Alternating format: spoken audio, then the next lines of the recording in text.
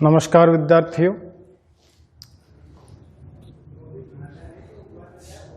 ये BA part first की class है ज्योग्राफी। हम पढ़ रहे थे भूकंपीय टोमोग्राफी, जो कि अभिनव मत है पृथ्वी की आंतरिक संरचना की जानकारी के बारे में। पिछले वाली क्लास के अंतर्गत हमने पढ़ा था कि भूकंपीय टोमोग्राफी क्या है, कि प्रतिदिन पृथ्वी के धरातल पे जो भूकंप आता है उनकी लहरों का अंकन किया जाता है इसके अंतर्गत, और इससे पृथ्वी के आंतरिक भाग की जानकारी है वो प्राप्त की जाती है भूकंपीय टोमोग्राफी के अंतर्गत। यह ठीक कैट स्कैन की तरह काम करता है। जिस प्रकार कैट स्कैन में डॉक्टर के द्वारा शरीर के आंतरिक भाग की जानकारी प्राप्त की जाती है, उसी प्रकार से ये पृथ्वी के आंतरिक भाग की जानकारी देता है कि आंतरिक भाग किस प्रकार का होगा, उसमें भूकंपीय लहरों की गति किस प्रकार से है, कहाँ पर गति मंद है, कहाँ पर गति तीव्र है। तो भूकंपीय टोमोग्राफी के आधार पर पृथ्वी की आंतरिक जो संरचना है उसको 3 परतों में विभाजित किया गया, जिसमें पहला पढ़ा था हमने भूपर्पटी। भूपर्पटी को देखा था हमने कि धरातल का ऊपरी जो आवरण है वो भूपर्पटी कहलाता है। उसकी गहराई आपके 6 से लेकर के 48 किलोमीटर या 0 से लेकर 50 किलोमीटर तक पाई जाती है। घनत्व है वो 2.9 से 3.3 के अंतर्गत आता है।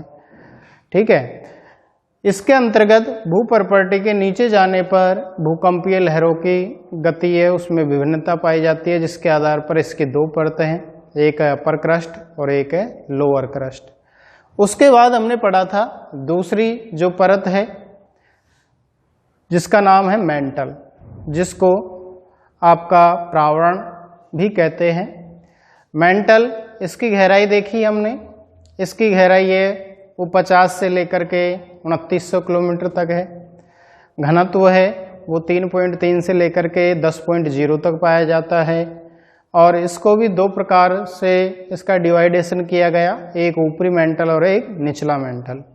ऊपरी मेंटल है उसको एस्थेनोस्फीयर के नाम से जाना जाता है, जो उस प्रकार जैसे उसका घनत्व था, गहराई थी, वो इसकी भी पाई जाती है।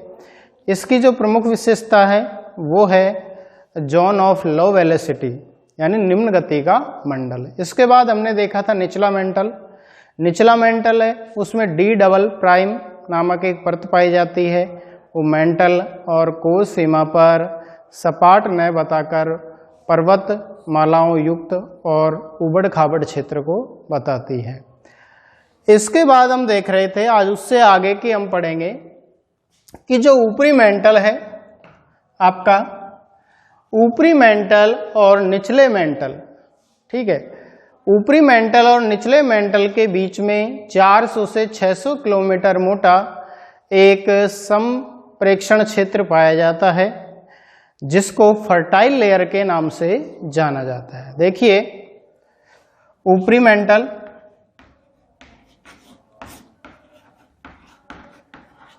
ऊपरी मेंटल व निचले मेंटल के मध्य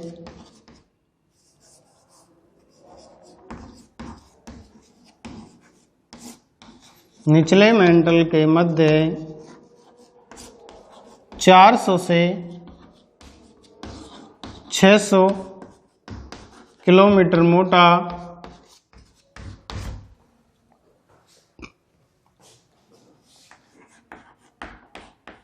संप्रेक्षण क्षेत्र होता है, जिसे उत्पादक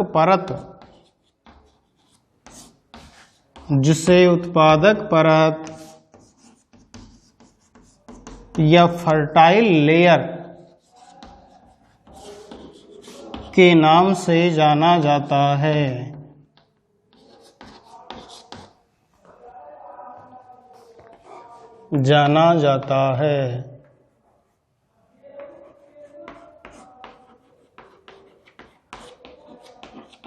इसके बाद भूकंपीय लहरें हैं, उनकी गति और घनत्व दोनों बढ़ जाता है। देखिए,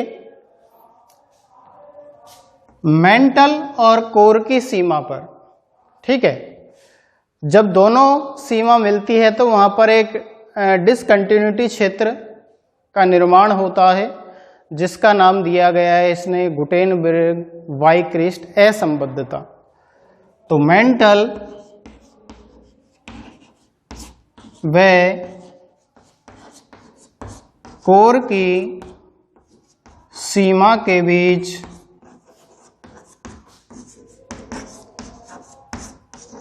गुटेनबर्ग-वाइक्रिस्ट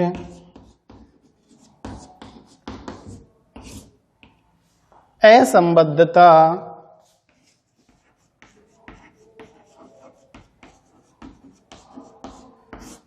पाई जाती है। ठीक है, तो दूसरी असंबद्धता हो गई गुटेनबर्ग असंबद्धता या वाइक्रिस्ट असंबद्धता। इससे पहले पढ़ा था आपने क्रस्ट और मेंटल के बीच में जो असंबद्धता पाई जाती है उसको मोहो असंबद्धता के नाम से जाना जाता है। तो ये गुटेनबर्ग वाइक्रिस्ट असंबद्धता।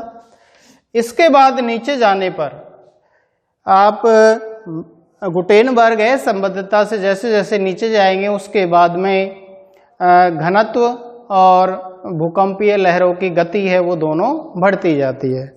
इसके बाद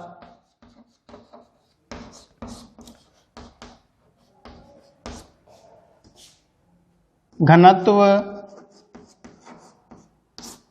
व भूकंपीय लहरों की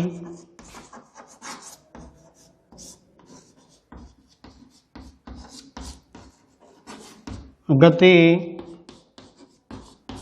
बढ़ती जाती है। तो ये हो गया आपका दूसरा जो परत है अभिनव मत का मेंटल के बारे में पढ़ रहे थे। कुछ इससे पहले वाली क्लास में हमने पढ़ा था, उसका जो बच गया था वो आज पढ़ रहे हैं। तो मेंटल के बारे में पढ़ा था हमने।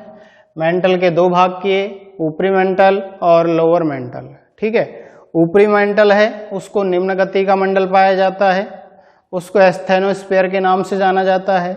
और जो निचला मेंटल है उसमें डी डबल प्राइम परत पाई जाती है जिसको मेसोस्फीयर के नाम से जाना जाता है। ठीक है, दोनों के बीच में 400 से 600 किलोमीटर जो मोटा संप्रेक्षण क्षेत्र होता है उसको फर्टाइल लेयर के नाम से जाना जाता है। क्यों ना जाना जाता है? क्योंकि इसमें बेसाल्टिक मैग्मा का जो जमाव है वो यहीं पर होता है। एक चीज नहीं लिखा, इसमें बेसाल्ट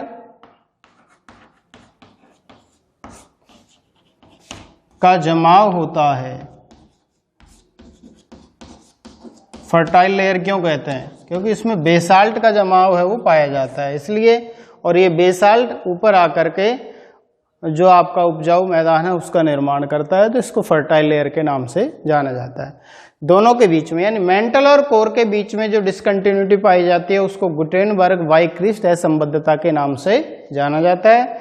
और इसके बाद नीचे जाने पर भूकंपीय लहरों की जो गति है और घनत्व है वो दोनों में वृद्धि होती जाती है।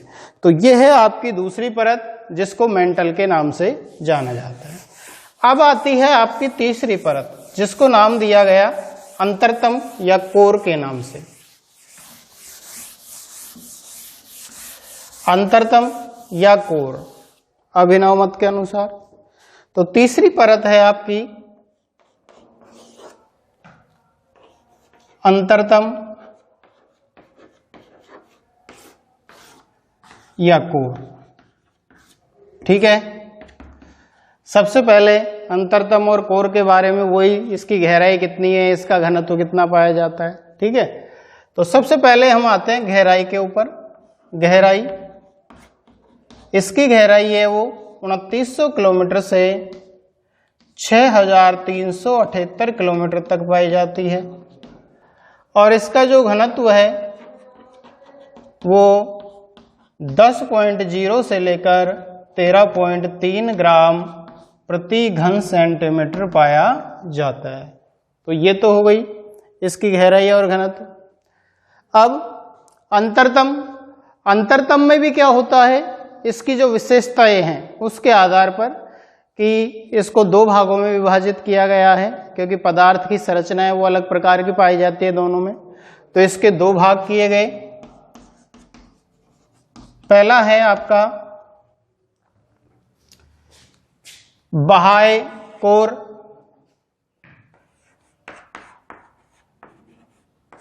बाह्य कोर, आउटर कोर जिसको कहते हैं, ठीक है। वही बाह्य कोर की गहराई कितनी है? गहराई है इसकी 2900 से लेकर के 5150 किलोमीटर, और इसका घनत्व है वो है 10.0 से 12.3 ग्राम प्रति घन सेंटीमीटर तक, ठीक है। ये इसकी घनत्व और गहराई होती है। बाह्य कोर के अंतर्गत क्या होता है कि इसके अंतर्गत यह बाह्य कोर है वो अर्ध तरल अवस्था के अंतर्गत पाया जाता है, ठीक है। अर्ध तरल अवस्था में पाया जाता है बाह्य कोर। इसमें जो चट्टानों की संरचना होती है, चट्टानों की संरचना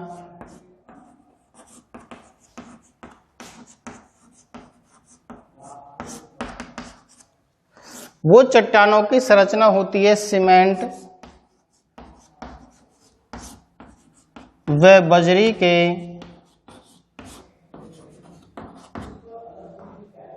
गीले मिश्रण के समान।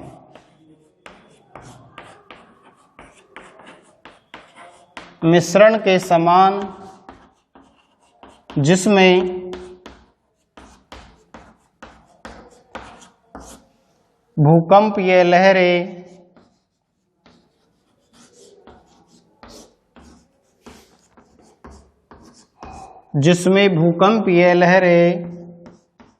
एनीट्रिपिक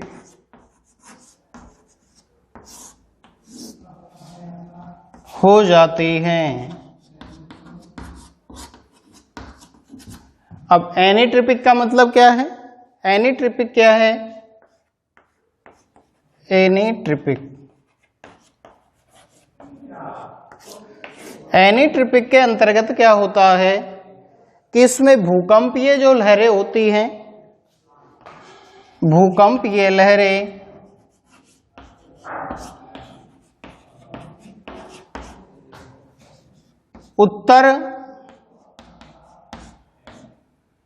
उत्तर दक्षिण दिशा के समान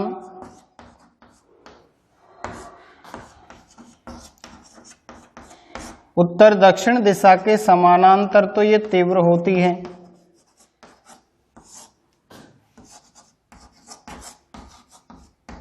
ठीक है। और भूमध्य रेखा के समानांतर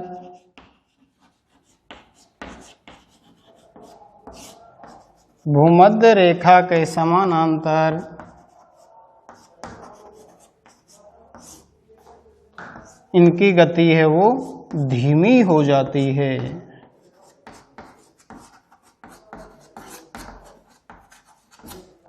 ठीक है।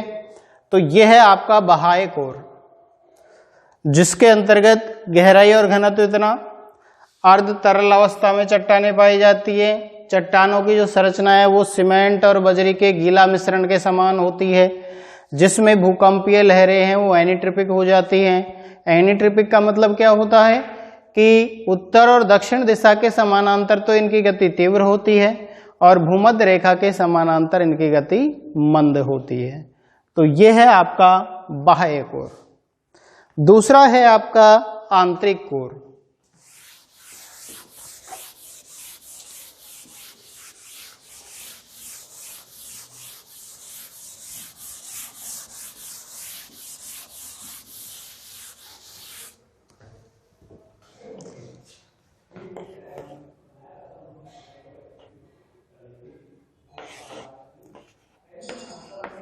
आंतरिक कोर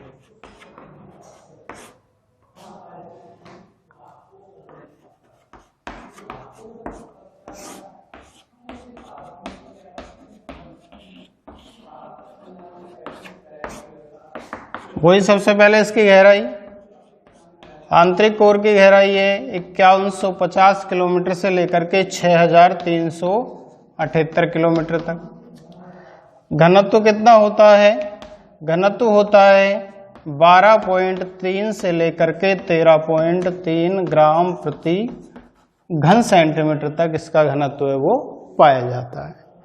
अब आंतरिक कोर की विशेषता क्या होती है कि इसके अंतर्गत जो चट्टानें होती हैं, चट्टानें ठोस अवस्था में पाई जाती हैं, ठोस अवस्था में पाई जाती हैं। देखिए बाहरी कोर में चट्टानें पाई जा रही हैं अर्ध तरल अवस्था में, और आंतरिक कोर में चट्टानें पाई जा रही हैं ठोस अवस्था में। और वो ठोस अवस्था में क्यों पाई जाती है? दबाव के कारण, कि ऊपर की चट्टानों का नीचे की चट्टानों के ऊपर दबाव अधिक होता है। दबाव अधिक होने के कारण यहाँ पर चट्टानों का जो द्रवणांक है, जिसको मेल्टिंग पॉइंट कहते हैं, वो मेल्टिंग पॉइंट बढ़ जाता है। और इसके कारण चट्टानें अधिक ताप होने के कारण भी अधिक दाब के कारण ठोस अवस्था में पाई जाती हैं। ठीक है, तो चट्टानें ठोस अवस्था में पाई जाती हैं, पहली विशेषता। यहाँ की जो चट्टानें हैं वो निकिल और लौह मिश्रित होती हैं।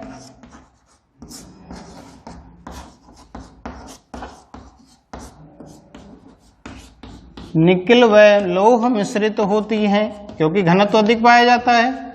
अधिक घनत्व इन्हीं के कारण होता है, निकिल और लोहे के कारण। तो यहाँ की जो चट्टानें वो निकिल और लौह मिश्रित होती है। पृथ्वी की जो चुंबकीयता है, पृथ्वी की चुंबकीयता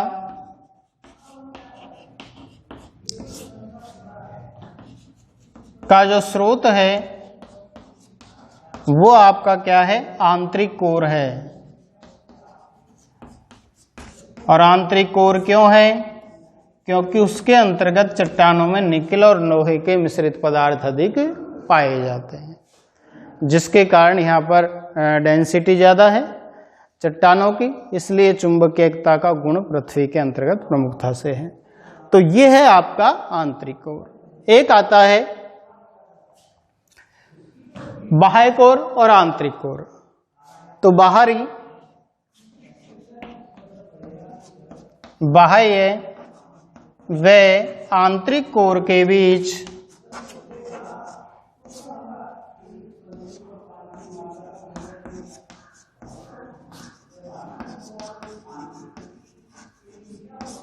बाहरी व आंतरिक कोर के मध्य लेहमान असंबद्धता पाई जाती है।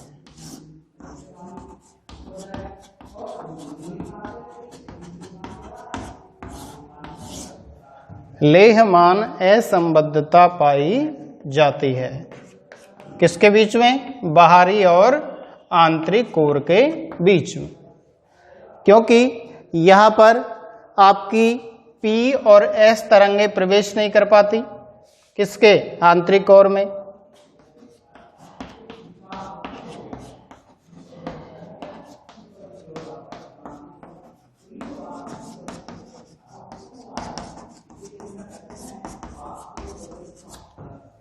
तो दोनों के बीच में जो डिस्कंटिन्यूटी है उसका नाम है लेहमान डिस्कंटिन्यूटी। तो यह है आपका पृथ्वी की आंतरिक संरचना के बारे में अभिनव मत, जिसको भूकंपीय टोमोग्राफी के नाम से जाना जाता है। अब इसी चीज को हम जो अभी हमने पढ़ा, इससे पहले वाले क्लास में पढ़ा, इसका एक डायग्राम बनेगा, उस डायग्राम को देखेंगे कि डायग्राम के अनुसार किस प्रकार से पृथ्वी की आंतरिक संरचना को समझाया गया है।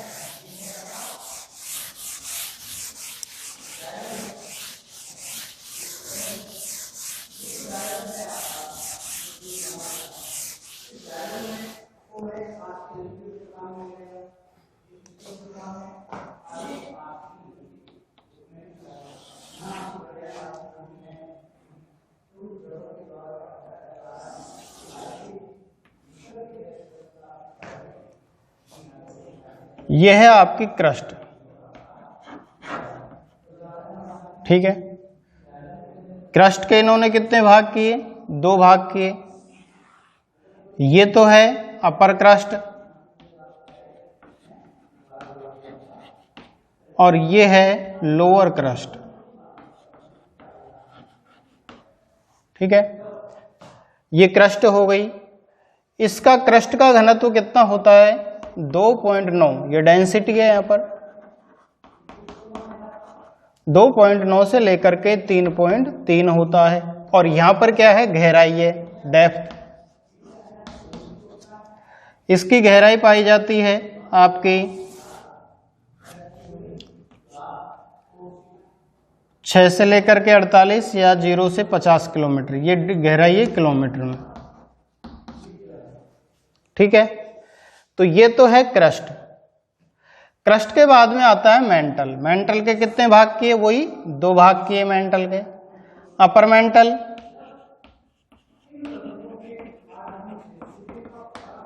और दूसरा है लोअर मेंटल।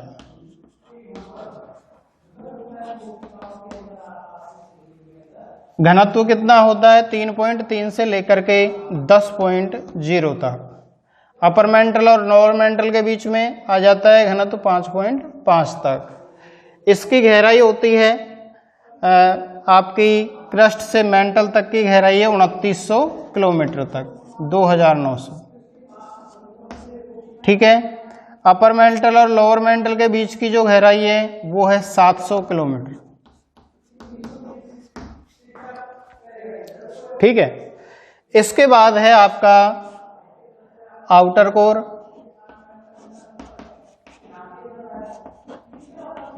और अगला है इनर कोर।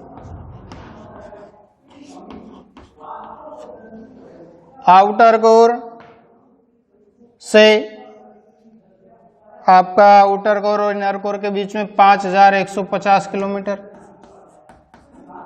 और लास्ट में है 6378 किलोमीटर गहराई। घनत्व यहाँ तक बढ़कर हो जाता है 12.3 और लास्ट में हो जाता है घनत्व 13.3। ठीक है, ये तो डायग्राम की संरचना हो गई। अब देखते हैं हम क्रस्ट और मेंटल के बीच में जो असंबद्धता पाई जाती है, डिसकंटिन्यूटी, उसको कहते हैं मोहोरोसिविक।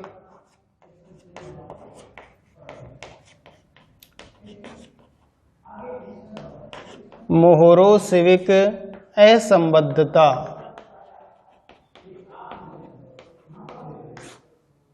ठीक है, मोहो डिसकंटिन्यूटी।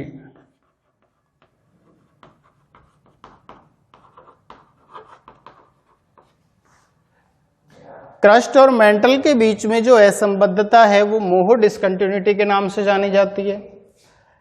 आपका मेंटल और कोर के बीच में जो असंबद्धता है, यह आपका मेंटल और ये नीचे का भाग कोर, तो मेंटल और कोर के बीच में जो असंबद्धता पाई जाती है उसको कहते हैं गुटेनबर्ग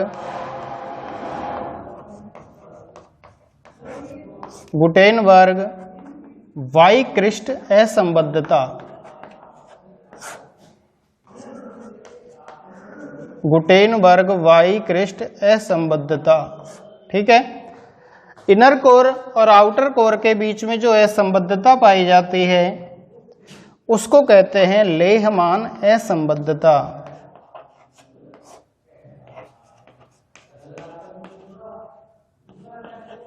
लेहमान असंबद्धता, लेहमान डिसकंटिन्यूटी। तो ये 3 प्रकार की डिसकंटिन्यूटी है वो पाई जाती है। मोहो गुटेनबर्ग, गुटेनबर्ग को ही दूसरे एक रैपिटी के नाम से भी जाना जाता है, तो या तो गुटेनबर्ग वाइक्रिस्ट या इसका दूसरा नाम है रैपिटी असंबद्धता। ठीक है, एक विद्वान है कोनार्ड नामक एक विद्वान थे जिन्होंने संयुक्त राज्य अमेरिका के अंतर्गत जब भूकंप आया तो उसके अंतर्गत एक कोनार्ड असंबद्धता की खोज की थी और कोनार्ड असंबद्धता को उन्होंने भूपर्पटी के अंतर्गत बताया था। कोनार्ड असंबद्धता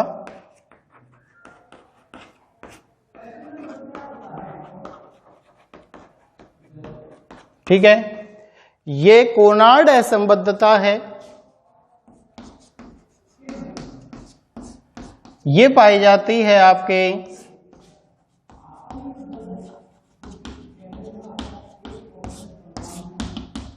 7.5 किलोमीटर से 13.5 किलोमीटर की गहराई भूपर्पटी के अंतर्गत जो है उसके अंतर्गत। और ये कहां से कहां तक है? अमेरिका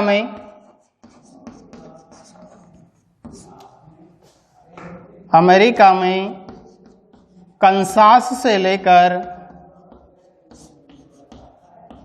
कंसास राज्य है तो कंसास से लेकर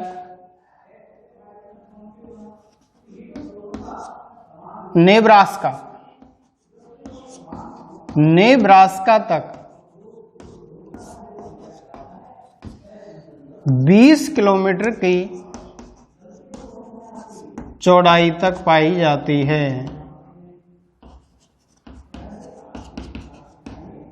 इसको कहते हैं कोनार्ड असंबद्धता। तो कोनार्ड असंबद्धता है वो केवल भूपर्पटी में मिलती है। तो यहाँ पर 4-5 प्रकार की जो असंबद्धता है उसके बारे में डिटेल से हमने पढ़ लिया है। तो ये है आपकी भूकंपीय टोमोग्राफी, जिसके आधार पर पृथ्वी की आंतरिक संरचना को समझाया गया है और इसके आधार पर पृथ्वी के आंतरिक भाग की नवीनतम जानकारी प्राप्त होती है कि पृथ्वी का आंतरिक भाग किस प्रकार का होगा, उसकी गहराई कितनी होगी, उसमें कितना घनत्व पाया जाएगा, वहाँ की चट्टानें किस प्रकार की होगी, भूकंपीय लहरों की जो गति है उसकी विभिन्नता आती है तो उसका कारण क्या है, किस प्रकार के ये मंडल हैं, क्या क्या भाग हैं। तो ये है आपका कंप्लीट भूकंपीय टोमोग्राफी। तो देखिए आज हमारा कंप्लीट टॉपिक हो गया है पृथ्वी की आंतरिक संरचना। अब हम इसको शॉर्ट में समझेंगे कि अभी तक हमने 2-3 क्लास के अंतर्गत क्या क्या पढ़ा था, क्योंकि काफ़ी लंबा टॉपिक है और उसको हम देखेंगे।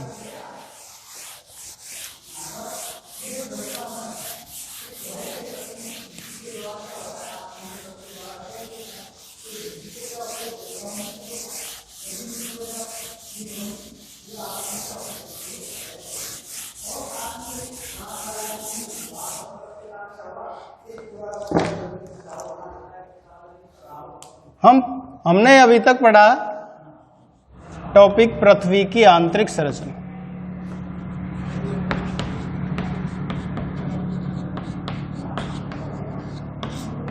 ठीक है,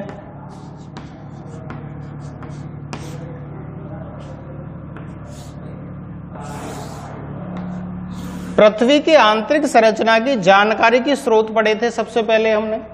ठीक है, जानकारी के स्रोत,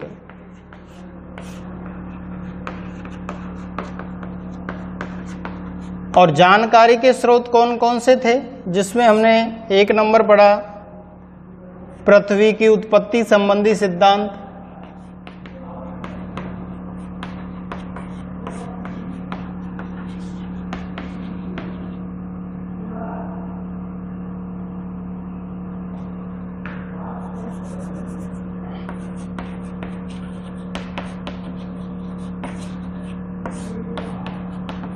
पृथ्वी की उत्पत्ति के सिद्धांत किस प्रकार से पृथ्वी की आंतरिक संरचना को बताते हैं। दूसरे नंबर में पढ़ा था हमने अप्रत्यक्ष प्रमाण,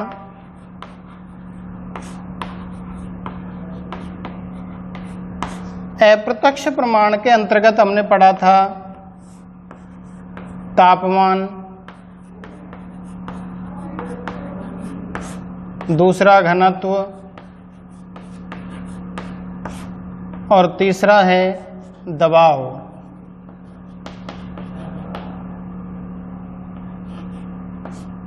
ठीक है, इसके बाद हमने पढ़ा था प्रत्यक्ष स्रोत या प्रमाण, प्रत्यक्ष स्रोत। प्रत्यक्ष स्रोतों के अंतर्गत हमने पढ़ा था उल्कापात, उल्कापात के बाद में हमने पढ़ा था ज्वालामुखी, और ज्वालामुखी के बाद हमने पढ़ा था भूकंप। भूकंप में भी हमने इसकी जो लहरें हैं उसके बारे में पढ़ा, प्राथमिक, द्वितीयक, तृतीयक तरंगें, पी स्टार है, एस स्टार है, PGSG है, उनके बारे में पढ़ा था।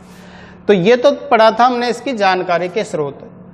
फिर हमने इसके अंतर्गत पढ़ा था पृथ्वी की आंतरिक संरचना के जो विभिन्न विद्वानों के सिद्धांत हैं वो, ठीक है।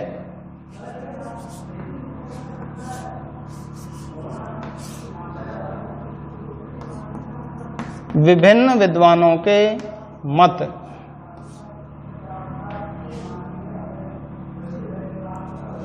आंतरिक संरचना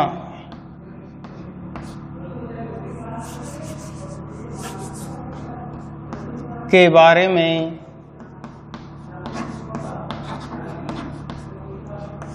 विभिन्न विद्वानों के मत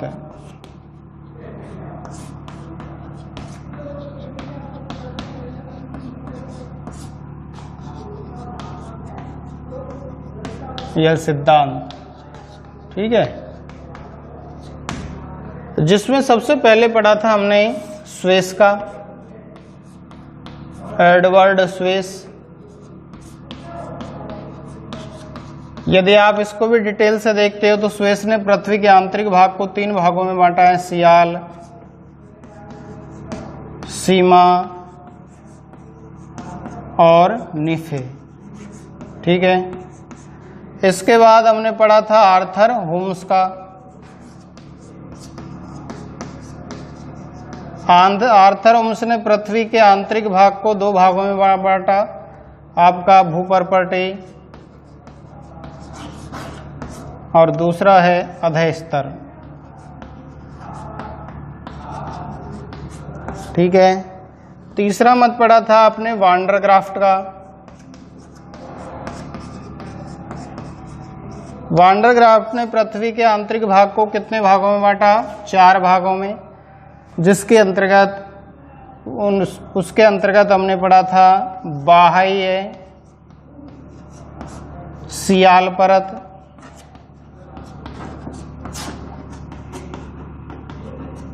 आंतरिक सिलिकेट परत, ठीक है। आंतरिक सिलिकेट परत, मेंटल और कोर या केंद्रीय परत, ठीक है। केंद्रीय परत भी इसको कहा गया है।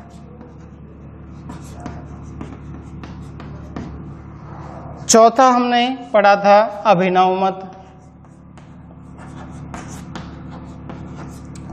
अभिनव मत में हमने पढ़ी थी भूकंपीय टोमोग्राफी, और भूकंपीय टोमोग्राफी के आधार पर पृथ्वी के आंतरिक भाग को कितने परतों में बांटा गया? 3 परतों में, जिसमें पहली है आपकी क्रस्ट, दूसरी है आपकी मेंटल और तीसरी है आपकी कोर। तो यहाँ जाकर हमारा कंप्लीट टॉपिक है वो हो जाता है। तो ये है पृथ्वी की आंतरिक संरचना का टॉपिक। तो आज हमारा टॉपिक कंप्लीट हो गया है। इसके बाद अगली क्लास में हम अगला टॉपिक पढ़ेंगे। धन्यवाद आप सब।